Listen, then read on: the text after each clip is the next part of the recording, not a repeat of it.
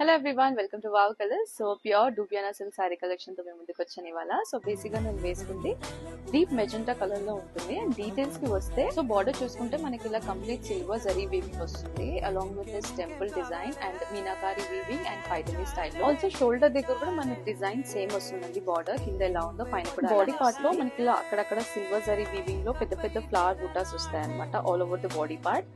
And పళ్ళు చూసుకుంటే చాలా రిచ్ గా వచ్చింది. Complete silver zari weaving highlight చేశారు అండ్ మీనాకారి స్టైల్లో పెద్ద పెద్ద ఫ్లవర్ బంచెస్ వచ్చాయి.